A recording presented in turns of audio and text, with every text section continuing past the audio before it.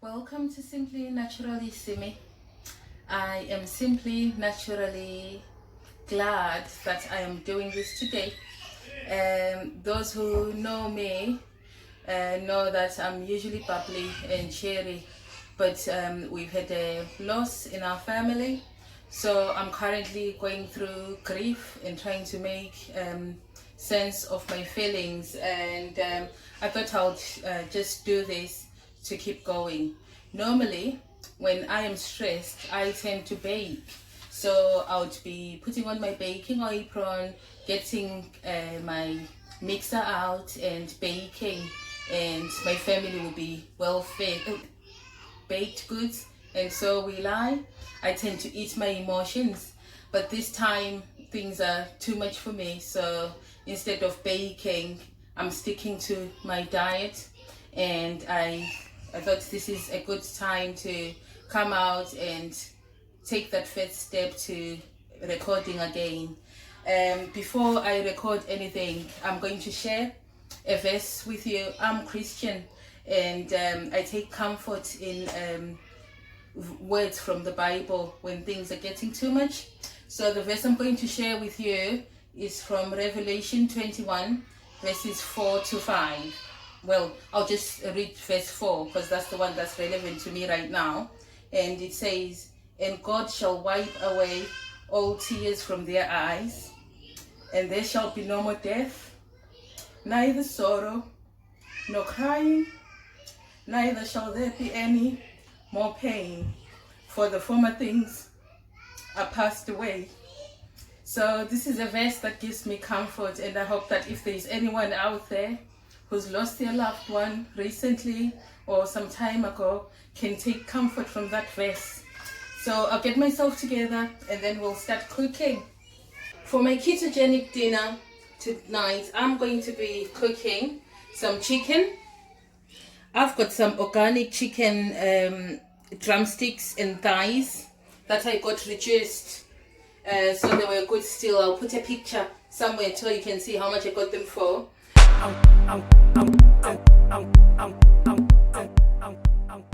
I'll be having that with mashed cauliflower, and I'm going to be making a white sauce. What I'll be using for my sauce is I've got some double cream, I've got some soft cheese, I've got salt, I've got garlic, and I've got some chopped up coriander. So join me as we cook together. Right, I've heated up a pan.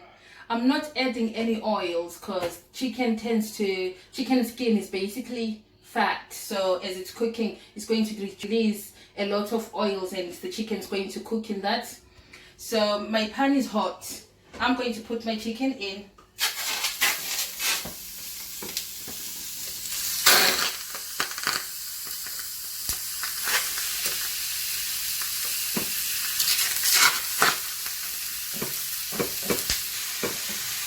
Sorry about the noise, but that's a sign of cooking.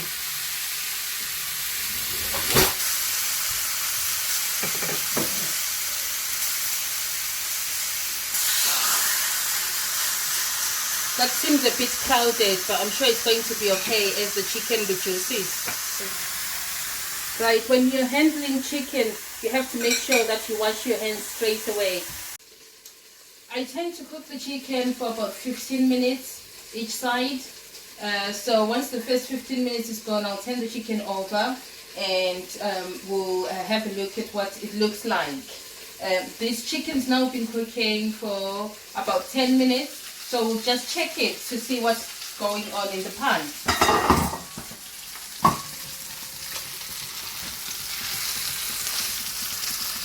As you can see, it's quite oily already. There's some oils that are being released, but I'll leave it for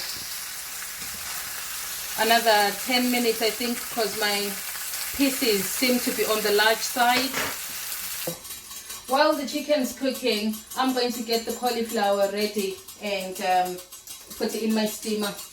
to start off.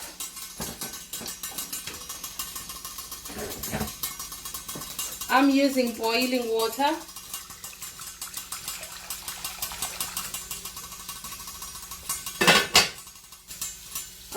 I'll bring that to the boil and let it steam. My chicken's been cooking for about 20 minutes now on one side. So what we're going to do is we're going to turn it over and let it cook for another 20 minutes on the other side. The reason we're doing 20 minutes is because these are quite big pieces. But look, you want your chicken to be golden, just to make sure it's cooked through.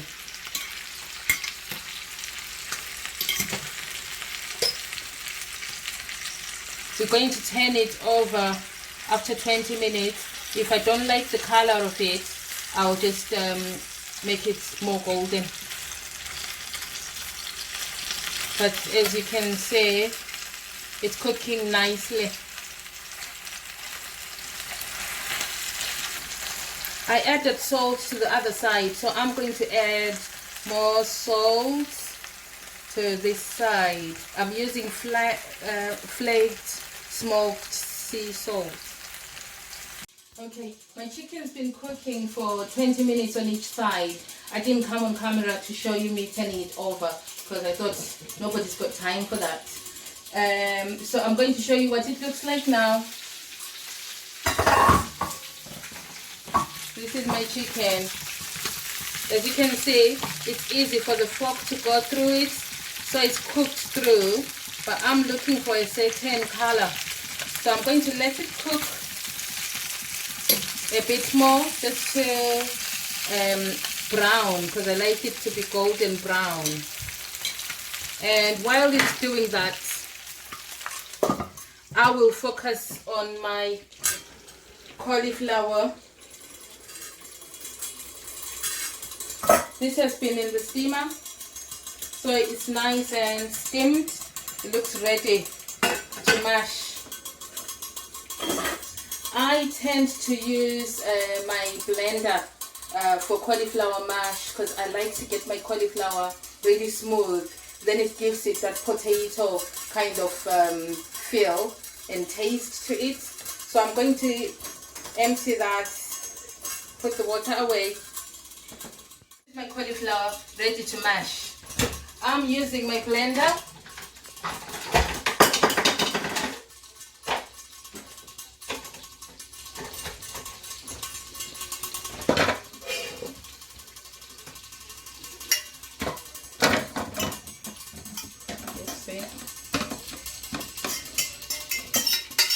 That should fit me for 2 to 3 days, I think.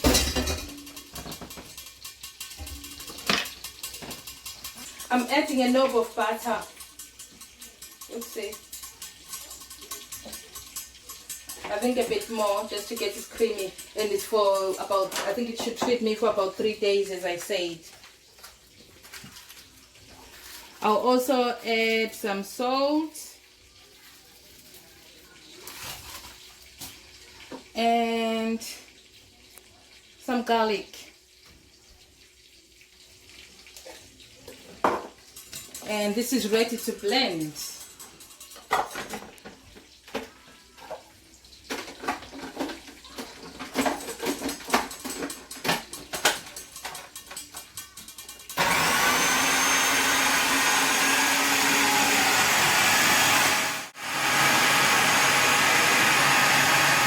I can see the bottom. I can see that is well blended, but there's still some lumps. So what I'll do is I'll just stir it.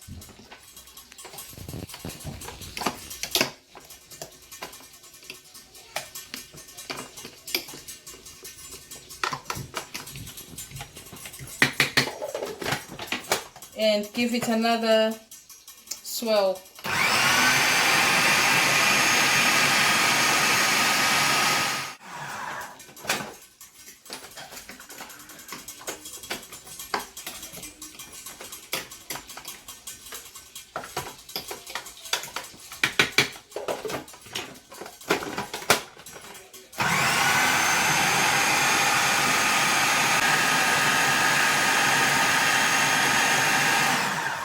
That's my cauliflower mash ready.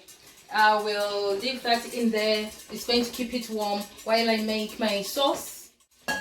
So for the white sauce, you're going to need some double cream and some soft cheese. I tend to use about 30 grams of cheese,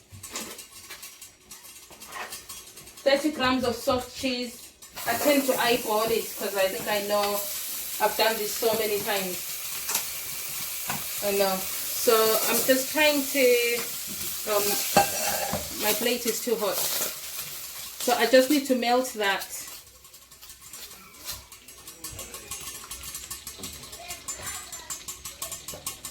It smells really nice, but I think cheese generally smells nice. And I'll add about 50 ml of cream. I'm going to be sharing this with someone, so I'm not having all that cream to myself. So I'll just put that on low just to simmer and melt the cheese properly. I think you could possibly use an egg beater, but I broke mine.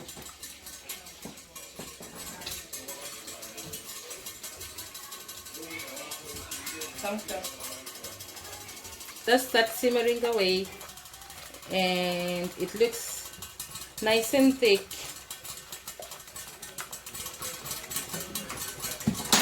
What I do at this stage is I put it to the side and I add some coriander. If I've got parsley, I add parsley. But today I had coriander in the fridge, so I thought that should do. So this is going to be my sauce. I think that's perfect.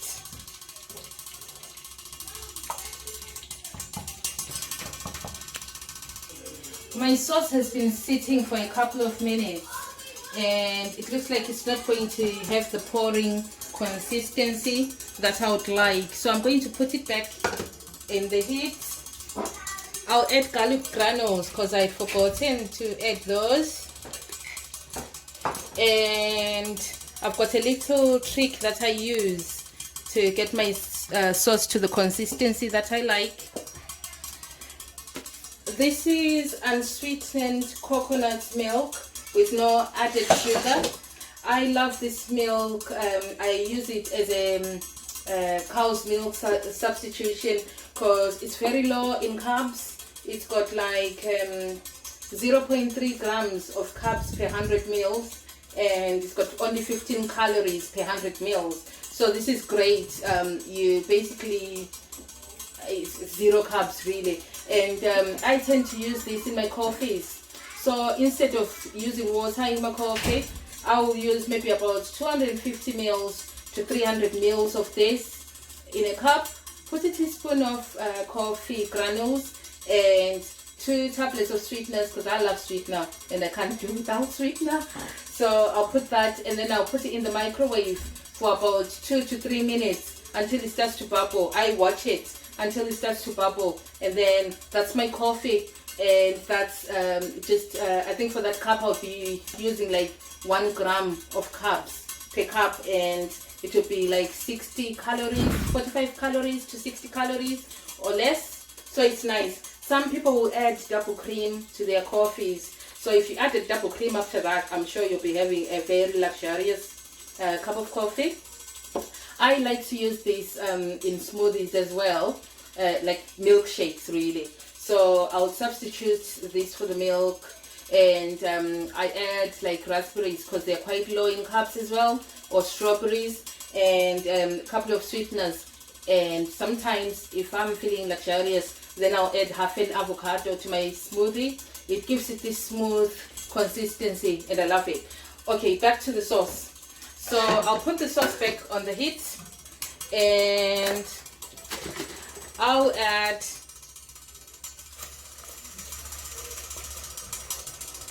possibly 50 mils of my coconut milk, and as you can see, it's bubbling away nicely, and it's a nice thin saucy consistency. So I think that's us. We are ready to plate up. Right, my chicken looks nice and golden. It's ready to eat. It took longer than normal because, as you can see, the pieces are quite large. Usually I would cook this chicken in 30 to 45 minutes max, but today's took me an hour to get it really nicely cooked and tender. When you're on a ketogenic lifestyle, you don't really need large plates because the food that you're eating is quite nutritious. It's nutrient dense. You're using fats more than carbohydrates, so you find that a small plate of food will fill you up quite quickly. So I've swapped to small plates, side plates, instead of the large plate that I would normally have.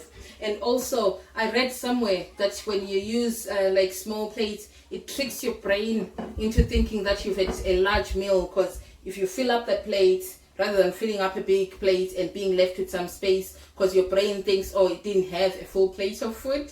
So I don't know if that works, but I'm doing that. I'm trying to do as much as I can to lose the flab. Okay, I'm going to be plating up. This is my cauliflower mash.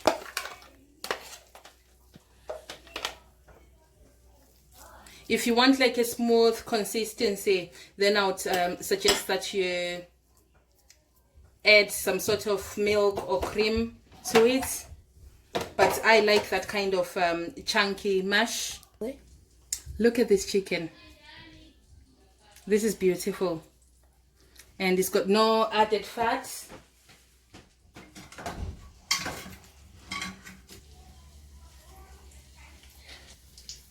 I still have my 2 pieces of chicken because I don't mess around with my meat. So I'm having a drumstick and a chicken thigh.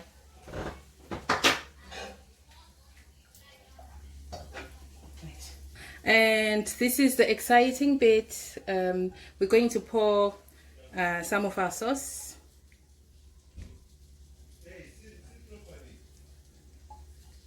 Right, that's my dinner. This is my ketogenic dinner. It's low in carbs, it's high in fat, it's I would say it's moderate protein, and I'll be tucking into this. And I'm going to taste.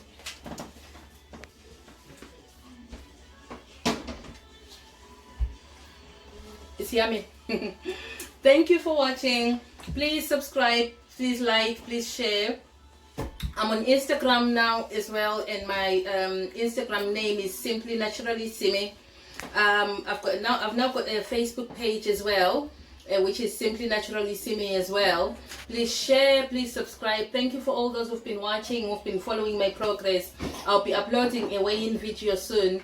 Take care, look after yourself, love your loved ones that extra bit more, and keep well. Thank you.